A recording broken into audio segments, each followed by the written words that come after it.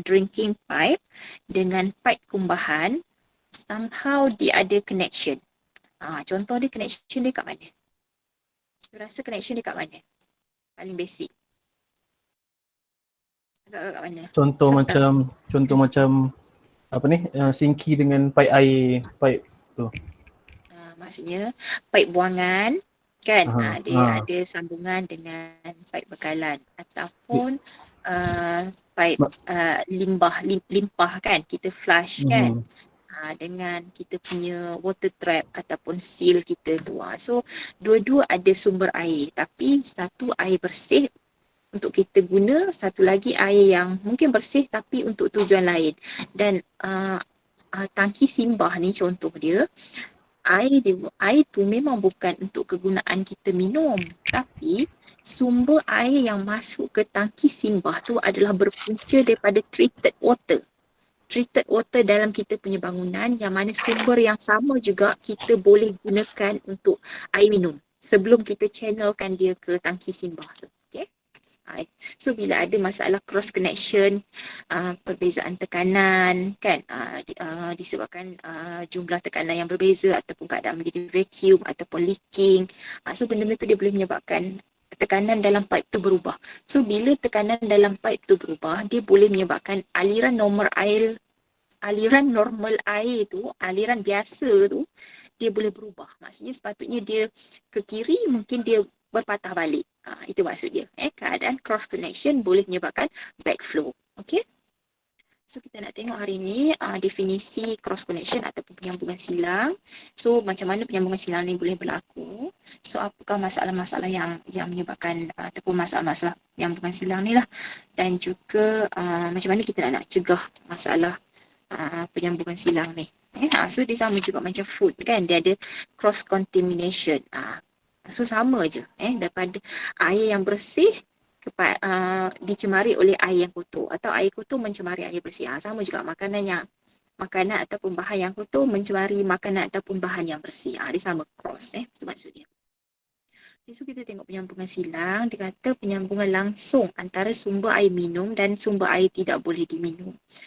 Maksudnya daripada tangki air bekalan, tank kita atas rumah tu, tank tu lah dia salur ke pipe-pipe untuk air kita minum, dan tangki yang sama tu jugalah dia salur ke kita punya sinki, bathtub, kita punya tangki simbah dan sebagainya. Okey. Cuma bezanya kalau dekat rumah kita untuk kitchen, kita tak adalah ambil direct daripada tangki kan, sebab kita akan ambil air yang baru dirawat, air bekalan direct. Sebabnya kalau dalam tangki tu biasanya kalau perumahan lama tu dia dah jadi berkarat dan sebagainya kan. So untuk tujuan minum, especially untuk sinki dapur, memang air dia daripada direct lah. Air dan bekalan terus. Maksudnya kalau ada pencemaran pun dia baru je keluar daripada loji. Baru je disalurkan daripada loji. Maksudnya tak adalah accumulation apa-apa kontaminan kat dalam tu. Okay, so dia boleh menyebabkan backflow yang mengakibatkan kejadian serius kepada kematian ataupun kesihatan yang lain lah. So dia ada cross contamination, pencemaran silang. Contoh dia macam ni kan, mungkin boleh berlaku cross contamination, yang ini tak berlaku cross contamination. Sebab apa? Sebab pipe ni air turun dan nampak tak level dia mungkin tak ada overflow punya lubang. Okey? Lubang untuk overflow. Bila tak ada overflow, air ni akan melimpah keluar ke sini, ke mana-mana arah yang lebih rendah lah. Tapi kalau dia ada overflow, kalau kita perasan dia ada overflow, air tu dia tak akan melimpah. Okay? So tengok pula level pipe ni. So pipe ni terendam. Tapi pipe ni dia ada gap distance antara air yang kita takung dengan air yang keluar untuk menakung tadi. Okay?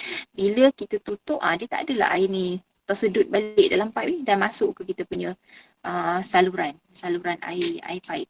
Ini kita panggil air gap. Nanti kita tengok ke depan. Tapi kalau sesetengah you tengok macam kalau kita beli yang minuman kan, yang dispenser lah apa-apa minuman yang ada dispense lah ada tip dan sebagainya, ataupun kalau dekat kilang-kilang contoh macam kicap ke apa, dia memang ada tujuan dia. Kadang-kadang memang dia buatkan tip tu supaya terendam dalam botol sebab dia nak mengelakkan bubble. Kadang-kadang ada yang memang nozzle tu yang keluarkan dia punya, tak kisahlah jus ke apa ke, sos ke apa, memang dibuat air gap sebab nak menggalakkan kehadiran bubble kat dalam botol yang nak dipack. Tengok pada jenis makanan. Okay. Tapi kalau untuk air minum, air yang dekat rumah, memang kita perlukan air gap ni. Air gap. Okay, ini adalah episod di mana berlaku bag siphon, bekalan air tercemar dengan racun serangga daripada lori tangki petani. Okey, nanti awak boleh bacalah. So lebih kurang macam ada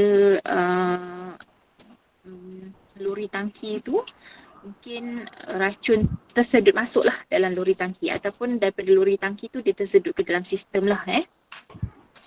So yang kedua ni berkenaan dengan pemain bola sepak lah. Ada penyakit hepatitis bila dia terdedah dengan sprinkler akibat kebakaran di kawasan berdekatan. So mungkin ada kebakaran, lepas tu air tu tercemar kan, ada resapan bahan-bahan cemar dalam pipe tu, lepas tu dia air tu di sprinkle mungkin dekat tanaman dia, lepas tu dia ada kontak lah, kena dengan kulit dan sebagainya, mata dan sebagainya, lepas tu dia dapat jangkitan dari situ.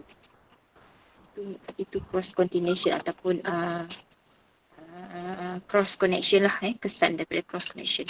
Okay, so kalau kita tengoklah keadaan biasa, sistem pipe dan penyambungan silang ni, dalam pipe kita lah, ini public water, air kita minum, treated lah, air yang bersih maksudnya. Okay, ini adalah air yang tercemar, kat bawah ni. Ini adalah air bersih. So, air bersih dia masuk ke dalam air yang kotor ni, tak ada masalah lah. Tapi ni dia sebenarnya ada gap tapi tak tahu kenapa gambar dia attach macam ni. So dia adalah dua gambar rajah yang berasingan. Ini normal condition, ini bila berlaku backsyphonage. Dalam keadaan berlakunya backsyphonage ataupun backflow, air ni dia bergerak dalam arah yang bertentangan. Arah yang berlawanan lah. So daripada air yang tercemar ni, dia patah balik, dia masuk ke kita punya saluran air bersih. Itu maksudnya condition backsyphonage tadi lah. Tapi ada sebab dia lah kenapa nanti kita tengok.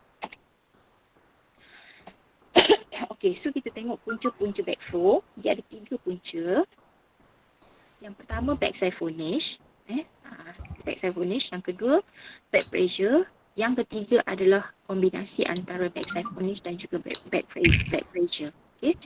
So kalau kamu tengok kan, contoh macam ni, ada ni kakak ni, dia mandikan dia punya biri ke, kambing ke, kuda, tak tahulah, dia punya pet lah. Dia mandikan dia punya haiwan dia dalam kolam. Kita pun selalu buat kan, sekarang musim panas kan, so anak merengek, adik merengek, panas nak mandi kolam, whatsoever kan. So kita pun ambil pipe, pipe kita ni, kita pasangkan hose, lepas tu kita masukkan hose ni dekat dalam kolam. Kan? Lepas tu anak kita mandilah. Bila dah tak nak, kan dia sepatutnya air mengalirkan daripada pipe pergi ke kolam. Bila dah tak nak ataupun kita biarkan hose ni terendam dalam air yang bertakung tadi, air kotor tadi kan, dah mandi kan, dah berjam-jam mandi kat dalam tu, macam-macam dah bercampur dalam tu. Lepas tu tiba-tiba ada leaking ataupun ada perubahan dalam batang pipe ni. Kat mana-mana tempat lah, maksudnya menyebabkan ada perubahan tekanan. Bila tekanan berubah, dalam pipe ni tekanan dia lebih rendah kan. So air ni dia akan patah balik. Air kolam yang tadi yang kotor tu dia akan masuk balik dekat hose ni. Walaupun you tutup lah kadang-kadang dia boleh juga dia akan mengalir juga. Ataupun mungkin kita ada buka sikit leaking, kita buka macam air meleleh ke, terbiar je macam tu kan. So dia akan berpatah balik, dia masuk balik ke dalam kita punya pipe bekalan tadi. Okay. So kita tengok backflow, backflow macam tadilah ini dia kata chloridine so ada bahan kimia kat dalam ni, kita biar je dia terendam. Okay. Bila ada perubahan tekanan dalam pipe ni, chemical ni dia akan tersedut. Mungkinlah tak tersedut begitu kuat, tapi slowly dia akan tersedut dan dia akan masuk ke dalam pipe bekalan.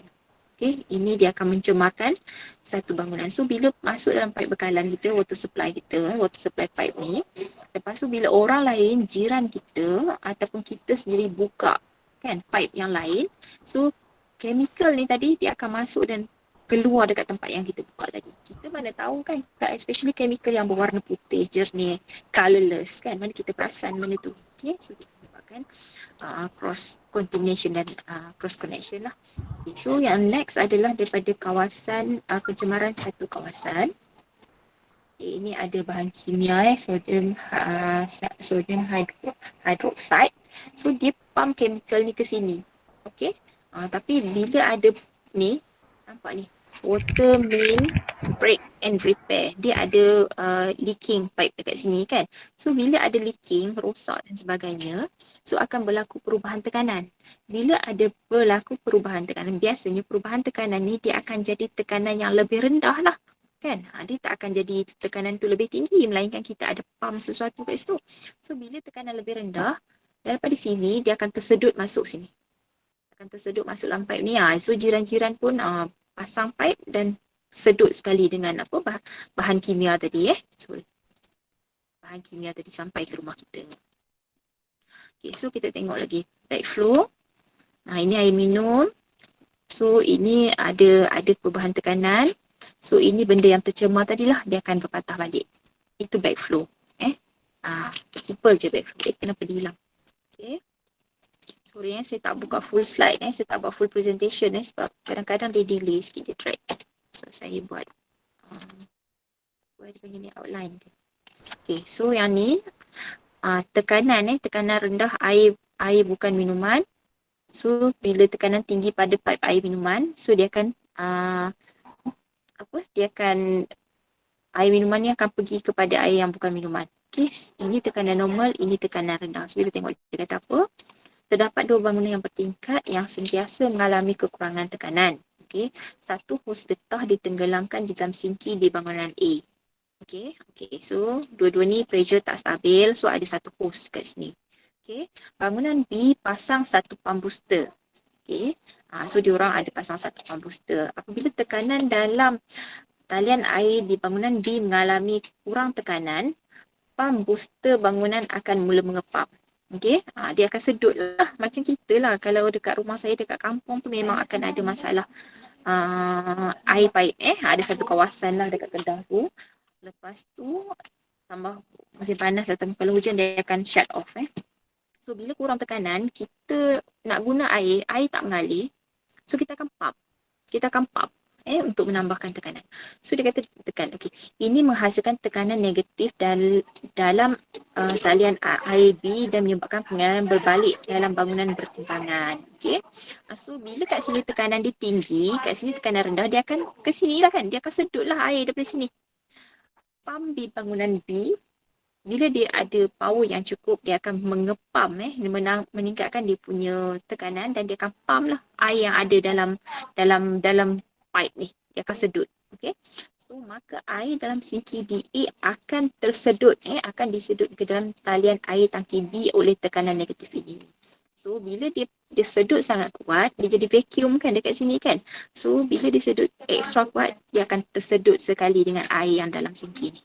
Faham tak? Setakat ni boleh faham tak backflow? Faham. Imbalance punya tekanan, tapi sini dia tingkatkan tekanan. Bila tekanan tinggi, dia akan sedut sekali. Bukan hanya, dia kalau tak terendam ni tak ada masalah. Kalau hose ni tak terendam dalam sinki ni tak ada masalah. Dia cuma sedut sampai habis je lah kita kata kan. Tapi disebabkan ada kolam ke, ada tangki ke yang contaminated kat sini, tapi ada hose terendam, dia akan sedut sekali dengan benda-benda kotor yang daripada tangki yang di blok jiran dia. Okay, so kita tengok back siphonage Okay, back siphonage dia kata ini low pressure in potable water system, tekanan rendah. Ini normal pressure. Dia lebih kurang sama tau. Satu tekanan rendah, satu lagi tekanan hilang tekanan. Hilang tekanan. Okay, so tekanan rendah ataupun separuh vacuum pada salur agihan. So sistem air minuman B. tekanan rendah. Air tak cukup lah rumah kita assume kan. So normal pressure in potable system. So dia kata tekanan normal pada sistem sistem bukan air minum. Yang ni air minum A ke? Oh sorry. Air minum B tekanan rendah. Air yang bukan minum A tekanan tinggi. Jadi air yang bertekanan tinggi ni akan bergerak ke tekanan yang lebih rendah. So air dari A akan mengalir ke B. Patah balik lah. Senang kita cakap dia akan patah balik. Back siphonage. Okay. Dua-dua pun back flow tapi satu back siphonage, satu back pressure. So dia bagi contoh, dia kata tekanan air minum rendah, tekanan bukan air minum tinggi. So air kotor lah, air bukan minum ni anything lah So dia akan patah balik. Mungkin daripada kita punya flushing system ke, kan, daripada kita punya bathtub ke, anything lah.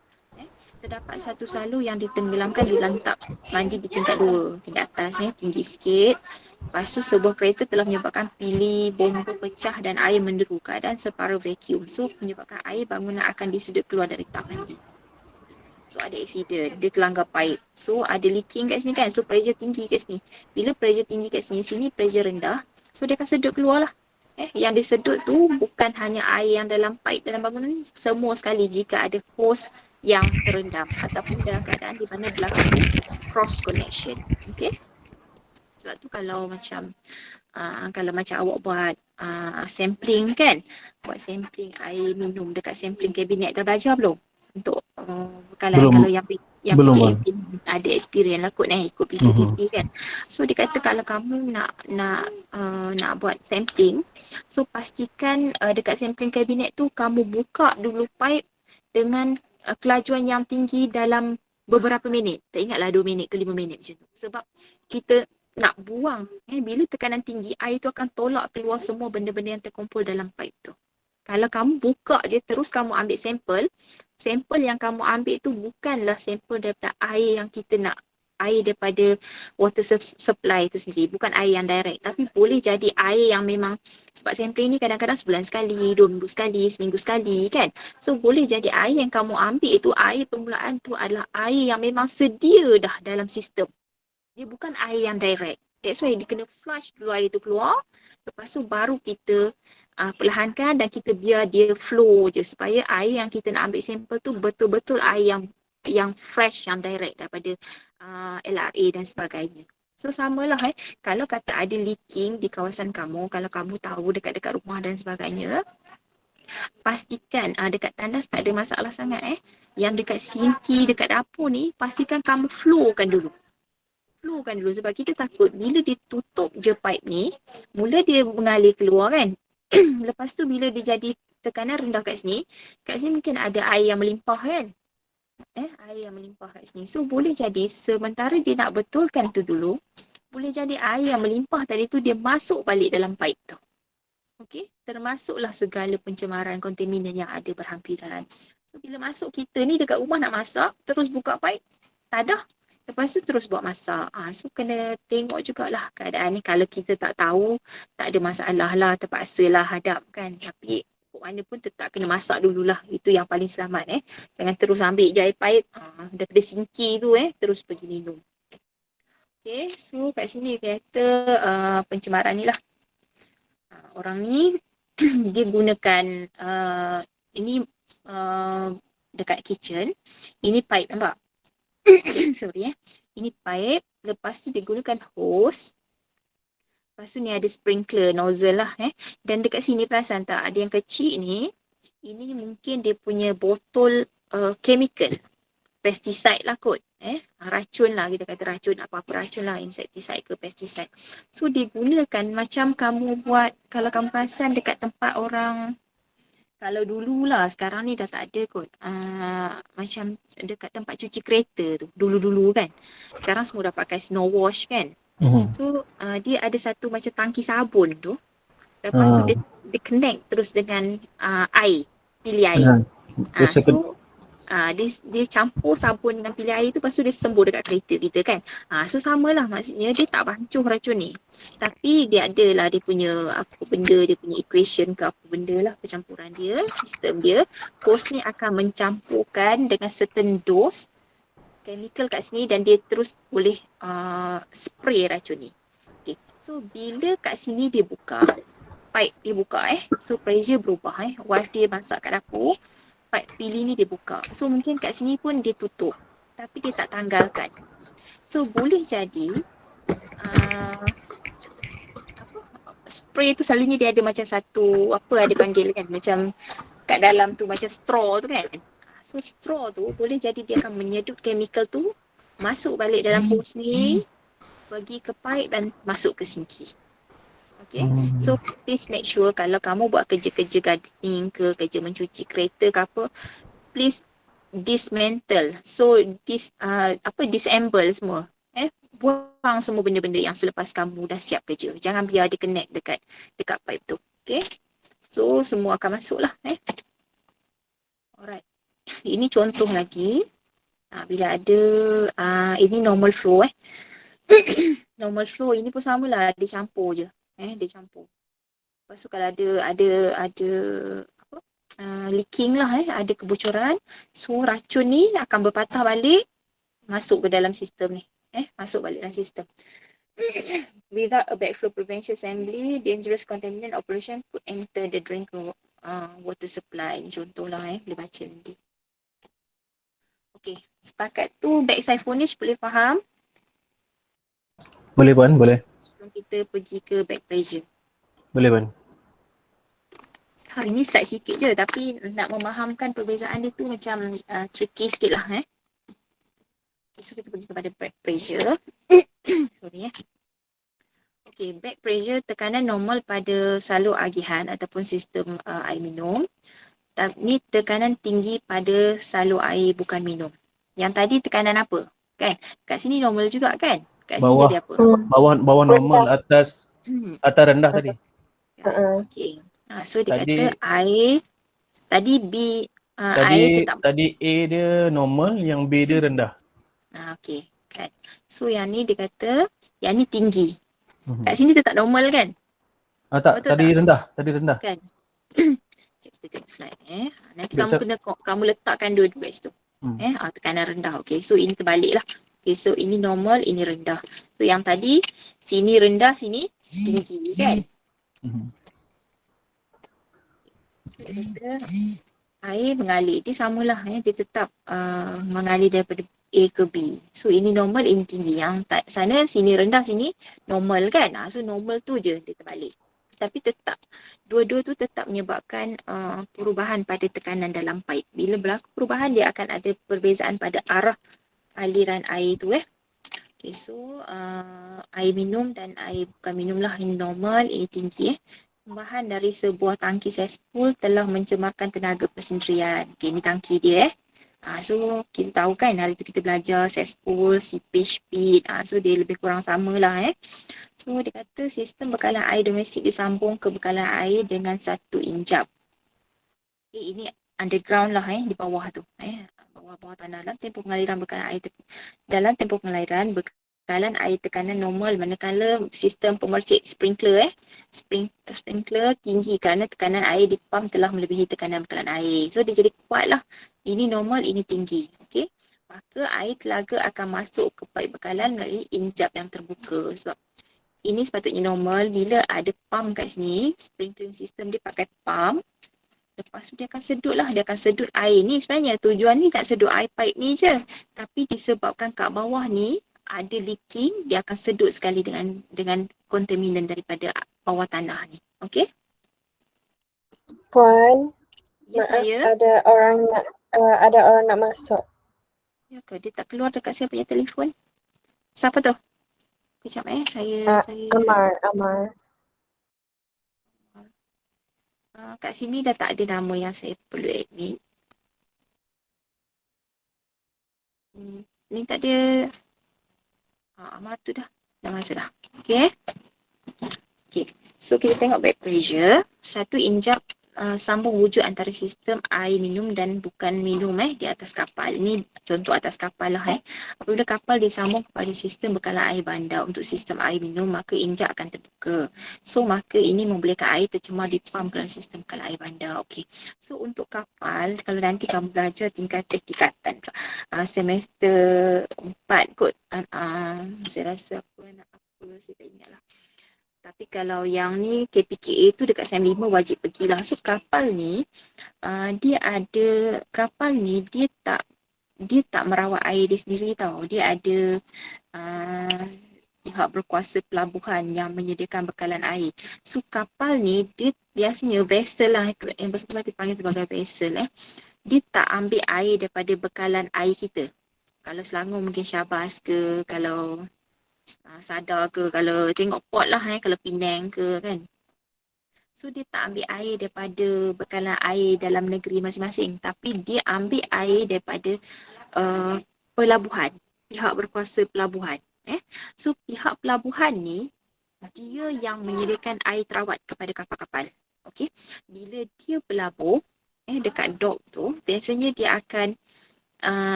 macam saya ingat tak saya cerita pasal kapal terbang hari tu, bila dia sampai je, dia landing dekat dia punya hangar tu, Ingat.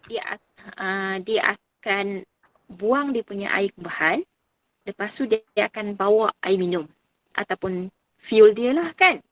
So kapal pun sama, bila sampai di pelabuhan, biasanya kapal ni dalam kapal dia ada ballast tank tau. Kalau slide yang sebelum ni ada, tapi saya tengok slide tu macam heavy sangat untuk kamu, so saya tak pakai lah. Dia ada ballast tank. Ballast tank ni dia macam satu tangki yang digunakan untuk mengimbangkan kapal.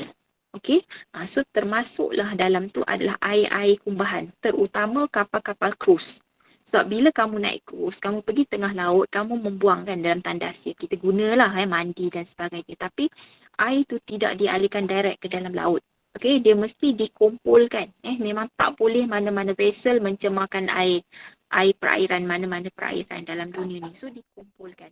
Bila sampai dekat kita punya port, so kumbahan ni akan disalurkan ke sewerage system kita dan dialihkan ke loji rawatan kumbahan. Okey, so air pipe bila sampai dekat port, air pipe mestilah dah kurang kan, so dia akan top up daripada air daripada pihak pelabuhan sendiri. So kat sini dia boleh jadi ada cross connection antara air dan air kotor. Bilge tank ni, dipanggil bilge B-I-L-G-E, bilge tank ni daripada kapal ni yang mengumpul air-air kotor tu, dia boleh ada connection macam tandas kita lah. Daripada satu salur dia pergi banyak tempat termasuk pada saluran yang kotor. So yang kotor tu tadi dia kalau ada perubahan tekanan, dia boleh menyebabkan air tu termasuk ke dalam sistem air minum, air kotor tadi. So membolehkan air tercemar dipam ke dalam sistem bekalan air bandar. Air bandar tu air dekat port tu lah. So kena tengok betul-betul. Okay, so yang ini bagi contoh yang berikutnya, boiler dekat fertilizer plant lah. Ni pun sama lah. So semua berbalik kepada perubahan tekanan. Fast food restaurant, so ini ada chemical backflow. So ada pencemaran lah, ada pencemaran dekat kilang baja. So mungkin tertarik lah, tersedut lah, bukan tertarik, tersedut kontaminan ni. Baja-baja ni masuk ke dalam sistem bekalan air minum dan boleh jadi disalurkan air yang tercemar tu mungkin salah satu ke tempat-tempat fast food restaurant ni lah. Okay. So kita tengok ini yang kamu boleh simplify lah sebab tengok Raja ni senang sikit lah. Okay, so dia kata backside furnace adalah reverse flow caused by loss of supply pressure. Ini langsung tak ada. Zero. Ataupun jadi apa vacuum lah. Ini dia akan backflow. Ini arah air yang sepatutnya. Kalau back pressure, peningkatan. Tengok dia punya tekanan sini 60 PSI, sini 80 PSI. Sepatutnya sini 60, sini 60 lah. Ataupun sini 60, ini mungkin dia turun sikit, 54 ke. Dia turun sikit je, dia tak akan turun ataupun meningkat begitu banyak. Okay. Increase in water pressure caused by elevation or mechanical pumping. So mungkin ada peningkatan apa-apalah ditinggikan ke pressure dia naik lah bila tahu kan bila sesuatu berada di aras yang lebih tinggi, pressure dia adalah lebih apa? Lebih tinggi ke lebih rendah? Lebih rendah kan? Lebih rendah So lagi tinggi kita duduk, pressure kita akan lebih rendah lah So mechanical pumping that rise the system pressure above the supply pressure. So dia akan lebih lah kasihnya, bila tinggi dia akan tolak balik lah apa-apa pun yang tinggi akan bergerak, yang bertekanan tinggi akan bergerak ke kawasan yang bertekanan rendah. So kalau macam ni dia kata loss ni maknanya zero lah zero. So yang ni lagi tinggi lah walaupun pada asalnya sini 60 kan, tapi bila sini dah hilang due to leakage ke whatsoever kan, so dia akan backflow juga. Ini mungkin disebabkan oleh pump. Okay, so kita nak tengok teknik pencegahan ataupun pencegah backflow, macam mana kita nak tackle dia lah Memang ada alat-alat yang perlu dipasang lah. Yang paling basic adalah air gap yang tadi tu kan. So ini air gap dia lah. Ini adalah tangki ke apa-apa bekas yang menakung. Ini adalah pipe. Antara tangki dengan pipe ni dia mesti ada satu jarak. Jangan terendam ataupun jangan rapat sangat. Okay. So dalam video yang saya share tu dia kata 2 kali diameter. Diameter jarak ni minimum adalah 2 kali diameter ni. Greater than 2D but not less than 1 inch rim. Okay. So tidak berkesan untuk keadaan back pressure. Kalau back siphon ni mungkin boleh lah So pemecah vacuum sambungan hose ataupun hose connection vacuum breaker, HVB lah So nanti kita tengok gambar dia. Breaker ni pemecah lah kalau dekat jalan kan. Ingat tak cerita yang jiran bina 14 bam tu? Itu dipanggil sebagai speed breaker. Kan? So pemecah kelajuan. Kita panggil hum ataupun bam lah. Selalunya sepatutnya hum lah, tapi ada orang panggil bam. So kalau dekat jalan biasanya kita letak itu untuk memaksa rider ataupun siapa-siapa lah pengguna jalan raya yang menggunakan kenderaan memperlahan kenderaan. So samalah yang ni dia breaker, pemecah. Okey, di bawah keadaan normal, inner valve dalamnya ada valve lah inner valve akan menekan ke bawah untuk menutup lubang udara dan membenarkan pengaliran air. So apabila keadaan kecemasan separuh vacuum berlaku, maksud perubahan tekanan lah tekanan menjadi kurang dalam pipe tu, inner valve menarik ke atas dan menyedut udara masuk melalui lubang tepi dan menghalang back siphonage berlaku. Nampak tak ni lubang udara dia? Dalam keadaan biasa, valve ni turun ke bawah macam ni. Okay. So bila ada perubahan tekanan, dia jadi separuh vacuum ataupun hilang ataupun tekanan kat bawah ni lagi tinggi. So dia akan gunakan lubang-lubang udara ni untuk menyedut udara dan tolak valve ni naik ke atas untuk tutup. Macam ni lah. Ini kalau dalam keadaan biasa, air mengalir je. Tapi bila ada perubahan tekanan, dia akan paksa sedut udara tu, adalah mekanisme dalam ni kan. Dia tarik udara luar tu, jadi dia akan push valve ni ke atas. Bila dia tolak, air dari sini, air kotor ke, air tak kotor ke, dia tak akan boleh mengalir patah balik lah. Dia dah tutup dah pintu dia. Valve tahu kan sistem valve kan? Lelaki saya tahu kot, perempuan pun mesti Tahu kan. valve. Okay, ini contoh dia lah dia tak nak bagi benda yang kotor ni, yang air dah lecak ni masuk ke sini. Okey, pemasangan injak duit penghalang double check valve assembly ataupun DCA lah Yang tadi satu je valve dia. Ini ada macam double valve. Okey, mengandungi satu injak penutup shut off valve di kedua-dua penghujung dan 2 injak penghalang check valve di tengah-tengah. Okey. So dia ada injak penutup juga dan dia ada 2 check valve. Apabila air mengalir ke dalam arah yang normal seperti di atas, injak penghalang dipaksa buka ikut aliran air. Dan air mengalir melalui DCA tanpa halangan. So ini normal flow. Air lalu je. Nampak ni valve dia. Check valve ada 2. Ini shut off valve. Shut off valve yang tadi lah, lebih kurang macam tadi lah. Apa-apa hal pun nanti dia akan sedut udara, dia akan tutup ataupun naik ke atas lah. Ikut jenis dia. Ini contoh je tau. Okay. So ini dalam keadaan normal. Okay. So dikata tetapi apabila air cuba mengalir dalam arah bertentangan, patah baliklah spring memaksa injap penghalang untuk tertutup. Bila ada backflow, ada perubahan tekanan, air patah balik, so dia akan paksa spring yang tadi ni, spring yang duduk kat atas ni, dia akan tertolak turun ke bawah. Dia akan tolak ke bawah dan tutup valve ni. Dia akan tolak valve ni ke bawah lah untuk tutup. Sini satu, lepas tu sini satu. Dia macam double door lah. Double door. Nanti saya cerita tentang double door. So kebanyakan air akan dihentikan oleh injap penghalang. Injap ni satu, injap ni satu. Oleh injap pertama yang tertutup. So air yang dapat melepasi injap penghalang pertama akan dihentikan oleh injap penghalang yang kedua. So dia lalu, dia mungkin terlepas lah. Terlepas tapi sampai kat sini je. Dia tak akan lepas sini sebab sini dah tutup pintu. Macam kita lah. Macam kita kan nak kapal terbang kan. Dia kata check in awal sikit 45 minit domestiknya kan. Luggage drop dulu, lepas tu check in ataupun boarding 15 minit kan. Tapi kalau kamu lepas pun tiba-tiba gate dah tutup. Kamu boleh naik tak flight tu kamu rasa? Tak boleh kot. Walaupun luggage kita dah drop kan, kita dah check in dekat kaunter ataupun kita dah buat web check in kan, maksudnya kita dah lalu satu pintu, betul tak? Tapi due tu mungkin kita lambat, terlewat ke, tak perasan tengok jam ke apa ke, terlena ke masa duduk tunggu, gate dah tutup. Bila gate dah tutup, maksudnya pintu kedua dah tutup. So ada pintu lagi, pintu flight tu dah tutup. So memang kita tak boleh naik lah, tak boleh board lah maksudnya. So lebih kurang macam tu lah, dia sediakan lebih daripada satu pintu untuk keselamatan. Okay. So kalau kita tengok valve kan, mungkin kita tak nampak. Okay. So kamu pernah tengok tak macam double door? Double door pun nama dia. Macam dekat, biasa kalau kamu masuk satu pintu, lepas tu dia tutup. Pintu pertama kamu dibuka, macam lift. Kan? Lift tu sebenarnya ada dua pintu.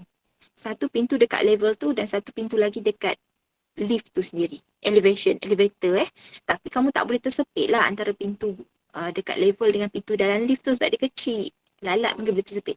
So double door ni biasanya kalau macam dekat kilang-kilang makanan. Okay. Tujuan double door ni adalah untuk mengelakkan insect lah, especially flies kan. You buka satu pintu, dia dah masuk. Dia masuk sekali dengan kita. Kan? Ataupun macam kucing. Kan? Ada kucing tu, kamu buka je pintu, terus dia lari masuk dalam rumah. Ataupun daripada dalam rumah, kamu buka je pintu tu, terus dia lari keluar. Kan? Itu haiwan. Okay? So double door ni, you buka satu pintu, you masuk. You nak pergi lagi, you kena buka lagi satu pintu, tapi pintu yang awal tadi dah tutup. Sebab kalau you buka je satu, mungkin ada flies yang akan ikut you sekali. So samalah macam ni. Ditutup satu, lepas tu dia tutup lagi satu. Kalau dia tutup lagi satu, mungkin yang ni malfunction. Boleh jadi akan ada backflow. Okay, itu konsep dia lah. Ini pernah tengok kan? Dalam video tu ada nanti tengok. Ada banyak video sebenarnya, nanti kamu cari sendiri lah. Kalau saya explain ni kamu tak berapa faham ke, confuse ke, kamu boleh tengok sendiri lah. Buat extra reading senang je. Okay, yang ni dikata pemasangan zon pengurangan tekanan, reduce pressure zone assembly. So dia kata pemasangan zon pengurangan tekanan ni nama dia lah secara automatik mengurangkan tekanan di zon antara dua injap ni P sebenarnya. Nanti betulkan sendirilah. Injap penghalang 1 dan 2 dia lebih kurang sama juga, dia ada 2 injap ke sekurang-kurangnya 5 PSI bawah tekanan selalu masuk. Okay, so dikurangkan tekanan lah. So spring gegendang ataupun diaphragm pada injap selepas 3 relief valve kat sini diletakkan supaya jika perbezaan tekanan 2 PSI atau kurang atau kurang berlaku melintasi gegendang antara selalu masuk dan zon tekanan, injap pelega akan buka dan lepaskan air zon ke longkang. Okay, so jika salah satu atau kedua-dua injap penghalang gagal, injap pelega perbezaan akan buka keluarkan air dari zon ke longkang, cegah backflow dan back pressure atau back siphonage. So bila ada perubahan tekanan, dia akan ada satu ni tau, diaphragm relief valve. Dia ada valve dekat sini, injap juga Bila ada perubahan tekanan, injap ni akan terbuka. So dia akan buang air ke longkang. Dia akan buang air ni ke longkang. Dia tak akan buang semula, dia akan buang pada masa tu lah sebab dia takut ada pengaliran balik daripada outlet ni. Dia takut air ni patah balik masuk sini. Lepas tu takut masuk ke dalam sini. Sini akan tutup, sini mungkin akan masuk, ini dia akan buang balik. Sorry. Air yang kotor ni, assume lah air tercemar lah. So injap ni akan terbuka automatik, dia akan buang ke longkang. Okay. So dia kata jika salah satu atau kedua-dua injap penghalang, yang ini ataupun yang ini gagal. So dia punya injap pelega ni tetap juga akan terbuka untuk buang air. Air yang masuk lah, bila ini kita tak risau sangat. Yang ini ni, yang outlet ni, takut air daripada outlet tu masuk. So kalau kata satu rosak, memang sini rosak dia akan buang. Kalau sini atau sini rosak pun dia akan buang air ke longkang. Automatik. Buang terus. Okey, setakat tu boleh faham? Ini contoh. Boleh Puan. Contoh dia Boleh. lah. Senang je. So, kena faham backflow bila berlaku bila ada perubahan tekanan. So, dia ada back siphonage dengan back pressure. Satu hilang tekanan, satu tekanan jadi lebih tinggi kan. So dua-dua tu dia ada sistem macam mana nak shut off ataupun nak control lah supaya tak berlaku cross contamination. Air yang tercemar masuk dalam sistem bakalan air minum. So kalau kita kat sini lebih kepada air kumbahan lah. Kita takut air kumbahan tu tercemar, confirm tercemar lah, kotor lah. Kalau tak tercemar maksudnya kotor lah. Dah masuk ke dalam sistem air bekalan minuman kita. Okey, so ada soalan, apa-apa soalan tak? Setakat ni ada soalan? Tak ada Puan. Jelas. Setakat ni Okay, tiada Puan. Okay, alhamdulillah. Okay, so kalau macam tu, saya harap kamu boleh baca semua slide. So semua slide yang saya dah letakkan ataupun yang saya bagi melalui Fakirah lah. So lagi satu, sebelum saya terlupa, saya ada masukkan nota tambahan. Nota tambahan dekat unit 2. Unit 2 adalah laws and regulation and guidelines, something lah tajuk dia, tak ingat. Yang saya buat slide bahasa Inggeris tu, saya cari-cari slide lama, ada slide lama bahasa Malaysia, tapi saya tak edit lah, saya just letak je untuk bacaan tambahan. Okay? Boleh? Lepas Boleh tu, Puan. itu saya tambah satu. Lepas tu satu lagi dekat unit 3, saya ada masukkan slide lama jugalah. Unit 3 urban sewerage something lah, saya tak ingat tajuk dia. So saya ada masukkan juga slide lama untuk bacaan tambahan. You baca jugalah, kadang-kadang tu kita tak tahu soalan mana yang akan keluar, boleh jadi soalan baru, boleh jadi soalan-soalan lama. Yang mana yang topik dia lebih kurang sama, boleh jadi diorang ambil juga soalan lama. So you tengok balik lah slide tu, baca jugalah lebih kurang. Okay? Itu yang pertama, slide tambahan.